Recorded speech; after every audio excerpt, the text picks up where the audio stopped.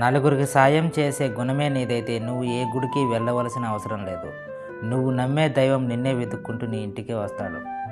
నువ్వు ఆకలితో ఉన్నప్పుడు నీకు అన్నం పెట్టిన వారికి, ఆపదలో ఉన్నప్పుడు నిన్ను ఆదుకున్న వారికి, అవసరమైనప్పుడు నీకు ప్రేమ పంచిన వారికి, మనసారా నీ కోసం కన్నీరు కార్చిన వారికి ఎప్పుడూ రుణపడి ఉండు.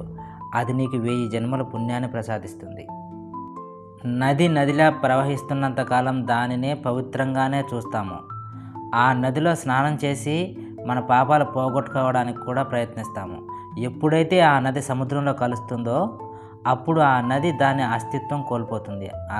అలాగే మీరు మీలాగా ఉన్నంతకాలం సంతోషంగా ఉంటారో, ఎప్పుడైతే ఇతరులతో పోల్చుకొని వారిలా ఉండాలని అనుకుంటారో అప్పుడే మిమ్మల్ని మీరు కోల్పోతారు. బురదలో ఉన్నప్పటికీ కలువలు పవిత్రమైనవే, విషపు తేనెటీగల మధ్య ఉన్నప్పటికీ తేనె అమృతమే, గంజాయి వనంలో పెరిగిన తులసి దైవ స్వరూపమే. జీవిస్తున్న స్థలాన్ని బట్టి, చుట్టూ ఉండే జనాన్ని బట్టి ఎవరిని అంచనా వేయకూడదు. పరిస్థితులు ఎంత కఠినంగా ఉన్నా సరే మనం మనలాగే ఉండటమే నిజమైన వ్యక్తిత్వం.